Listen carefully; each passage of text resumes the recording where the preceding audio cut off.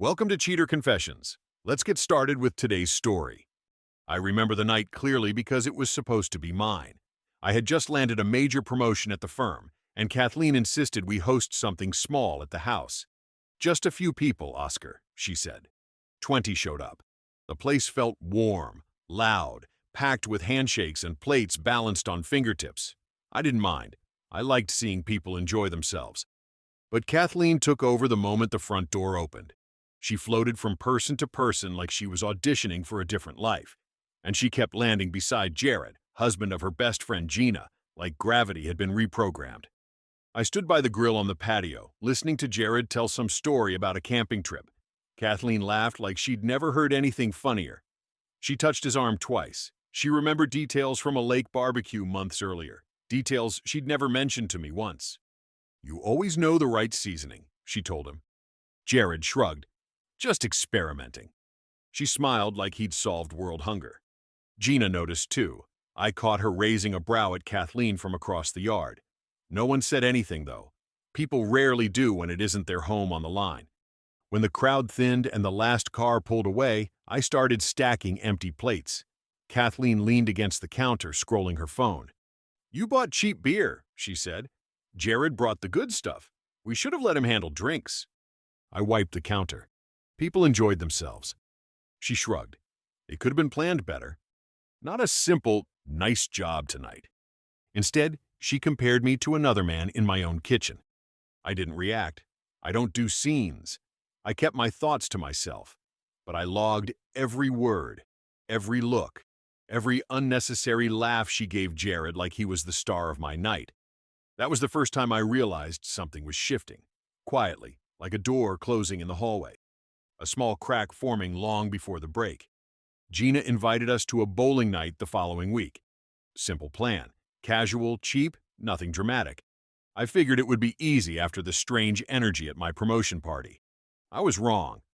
The moment we arrived, Kathleen lit up like she'd been waiting for an audience.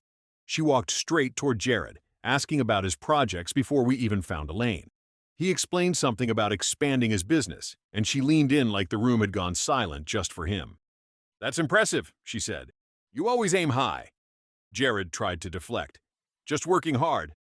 But she pushed. "Still better than playing it safe." I heard every syllable. During the game, Gina kept glancing at me with a quiet apology in her eyes, like she wished she could step between them. She rolled frames without much interest. When she sat down, she whispered, "She's been like this for a while." I nodded once. I didn't want to drag her into it. On the drive home, Kathleen stared at her reflection in the window, as if the glass might confirm something she wanted to believe. "You notice how focused Jared is?" she asked. I kept my hands steady on the wheel. "He has different responsibilities." She scoffed. "Different? He takes chances. You never do." I waited a moment. "We have a mortgage. We're saving for upgrades. I think that's responsible." She folded her arms. "Responsible or small-minded?" That word sat between us the rest of the ride. Later that night, I walked in on her and Melissa, a coworker I barely knew, talking in the kitchen. Kathleen said, "Oscar is nice, but he's predictable." She even laughed softly, like the comment wasn't about her husband standing 20 feet away. I stepped into the doorway. "If you're going to talk about me, make sure I'm not home." Kathleen frowned. "You're overreacting." "No," I said. "I'm setting a boundary." The next morning, I canceled a couple's getaway we'd planned.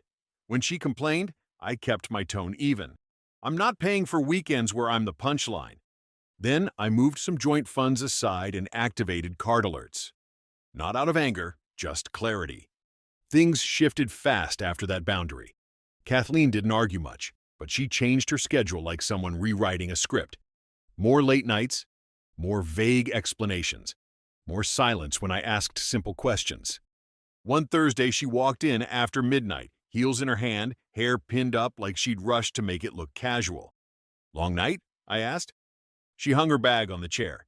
"Gina and I tried a new wine bar. Lost track of time." Her voice was smooth, but the story had holes. Gina was home an hour earlier. She posted a picture on social media tagged from her living room. I didn't confront Kathleen. I just added another line to my log. Date, time, excuse. Over the next 2 weeks, the pattern grew sharper. Food delivery charges in neighborhoods far from her office, rideshare receipts landing near hotels, her car showing miles that didn't match her quick errands. She assumed I wasn't paying attention. She always believed calm meant clueless. It never did. The turning point came on a Tuesday. I got a notification from our joint card, a charge at a boutique hotel in the next city. Small, expensive, the kind of place people choose when they don't want to explain anything. When she came home, she tossed her keys onto the counter like nothing had happened. "Did you use the card today?" I asked. She barely looked up. Gina didn't want to drive home after a concert meeting. We shared a room. Easier that way. It was an answer rehearsed too quickly. I didn't reply. I didn't argue. The next morning I called Elise Harrington, a private investigator recommended by my coworker.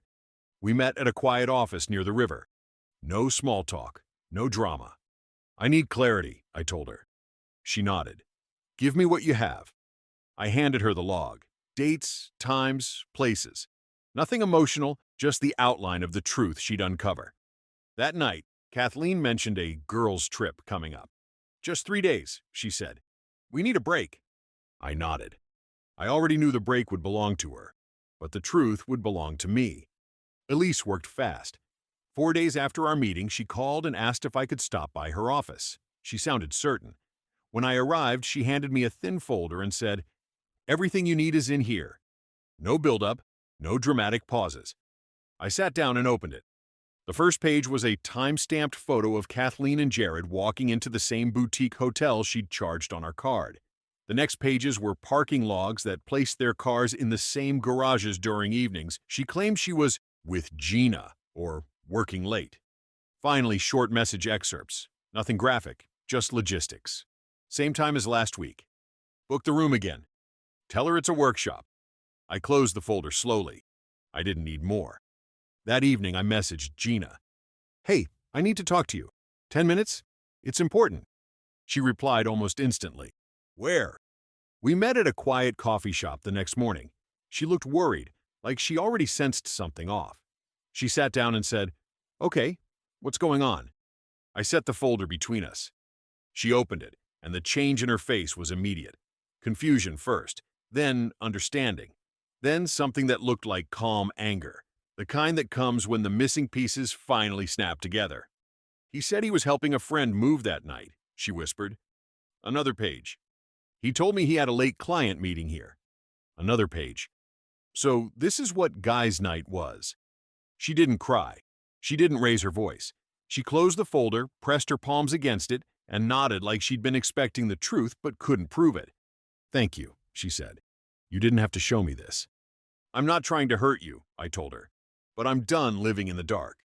Gina breathed out slowly. "What are you going to do?" "I already met with a lawyer," I said. "I have simple separation papers ready." She nodded again.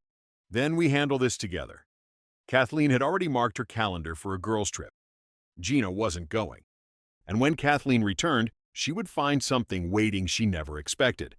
The truth laid out neatly on the table.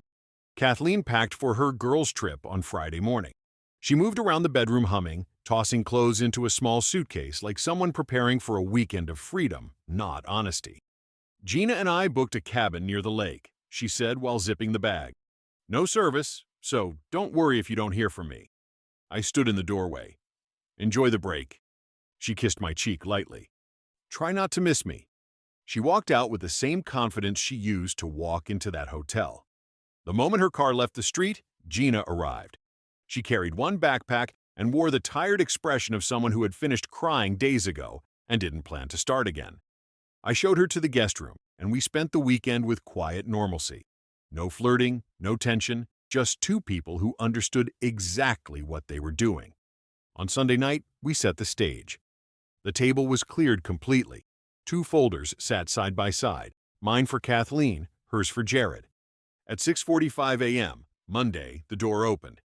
Kathleen stepped inside, suitcase rolling behind her. Her hair was styled, her shirt wrinkled from the drive back, but she wore a bright expression, until she saw Gina sitting at the table and me standing by the counter. She froze. "What is this?" she asked. Gina didn't give her room to build a lie. "How was the girls' trip you didn't take with me, Kathleen?" Kathleen's face drained. She glanced at me, then at the folders, then back to Gina. I can explain. I pulled out a chair. Sit. She didn't move, so Gina slid one of the folders toward her. The hotel photo sat on top. Kathleen shook her head. It's not what it looks like. It is, I said. And this, I tapped the other half of the folder, is the agreement that comes next. Her voice cracked. Oscar, we can talk about this. No, I said. Talk is how you hid things. This is action. She opened the folder, skimmed the evidence, then stared at the separation papers. Tears came fast, but they didn't change anything. She signed the temporary agreement with a shaking hand. When she set the pen down, she whispered, Please, don't do this. You already did, I answered. Right after Kathleen signed her papers, Gina asked if I could stay with her for the confrontation at her place. We didn't need to rehearse anything. The truth was heavy enough to handle the moment on its own. Jared walked into Gina's kitchen that afternoon carrying a gym bag. He stopped when he saw me standing near the counter and Gina sitting calmly at the table. His face flickered. Confusion first, then calculation. What's this? He asked, aiming for casual. Gina didn't bother with an introduction. She pushed a folder toward him. Your weekend story didn't match the facts. He chuckled lightly. Come on, Gina. Don't tell me you're buying into... Stop! Her voice cut clean. Just look. He opened the folder. The same photos Kathleen had seen stared right back. Him entering hotel doors beside her, parking logs, message timestamps. His jaw tightened, then relaxed the way people do when they realize lying won't buy time anymore. He looked at me. Oscar, man. I'm not your cover, I said. Handle your part. Gina slid the separation agreement across the table. Sign it. No screaming. No excuses. Just finish what you started. He tried one last angle. We can fix this, Gina. We've built years together. She didn't blink. Years don't protect lies. Silence stretched. Then he picked up the pen, muttered something under his breath, and signed. When he left, the only sound was the door clicking shut behind him. Over the next few weeks, everything moved quickly. My lawyer filed the final divorce paperwork. I insisted on simple terms. Clean split, no fights, no theatrics. Kathleen requested a couple of adjustments. Extra time to move out, a minor shift in assets. But I kept the lines firm. My attorney handled the details, and I didn't negotiate beyond basic fairness. Kathleen tried to reach me several times. Long texts, voice messages, apologies tangled with reasons. I didn't reply. Not out of spite. Out of discipline. I refused to be pulled back into the fog that made all this possible. By the end of the month, the divorce was officially in motion. The road ahead was clear, and Kathleen was no longer part of it. Once the separation papers were signed and the divorce process started, Kathleen's life began to unravel in slow, steady ways. None of it came from me. Life has a way of folding in on people who build it on lies. She moved into a small apartment on the east side of town. Bare walls, thin floors, a place meant for someone starting over, not someone running from consequences. A week later, she messaged Gina, begging to clear the air. Gina blocked her. She tried inviting me to talk. Messages like, we owe it to our marriage. You didn't ask for my side. I'm falling apart. I read them. I didn't reply. Answers weren't owed when trust was gone. Meanwhile, my life became simple in ways I hadn't felt in years. I threw myself into work. The firm had started a new project, and I was responsible for leading a team. I liked the focus. It left no room for gray areas. On weekends, I picked up a hobby I'd dropped years ago, woodworking. I made a small bench for the backyard, then a few shelves for the living room. Hands busy, mind clear. Gina and I stayed in touch, but only for practical things. Lawyer updates, paperwork timing, the occasional check-in to make sure neither of us was drowning under the weight of it all. We'd meet for coffee sometimes, talk for 20 minutes, and leave without the uncomfortable tension people expect after shared betrayal. We weren't leaning on each other. We were simply walking out of the same fire. A month after my separation, our neighbor Martin invited me to a poker night. Normal guys, cheap snacks, nothing dramatic. I didn't realize how much I missed that feeling. Rooms where people meant what they said. Around that time, I met Sophia, a project manager from another location. We talked during a site visit about deadlines and team changes. A week later, she asked, "Want to grab a quick coffee before the afternoon meeting?" I said yes. Not because I needed anything, because for the first time in a long time, I felt steady. 3 months after the confrontation, the divorce was finalized. No courtroom drama, no drawn-out arguments, just signatures. The last thing Kathleen said before leaving was, "I hope someday you'll understand why everything happened." I didn't respond. Understanding wasn't required for closure.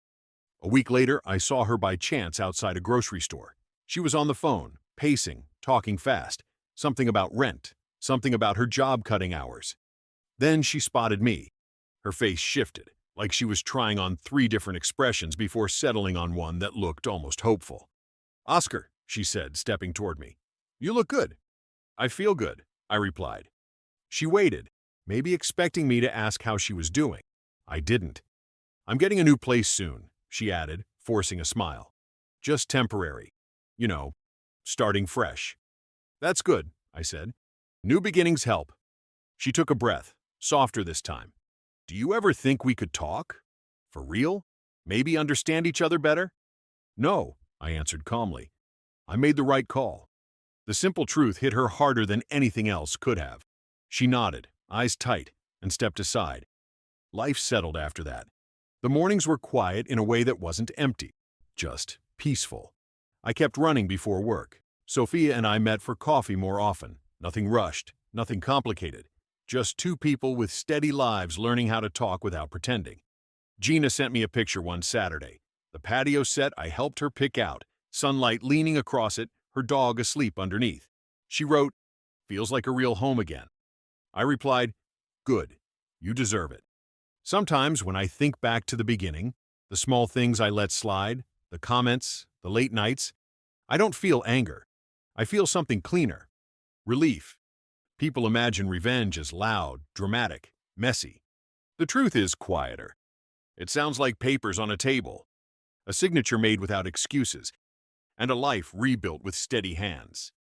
Thank you for watching.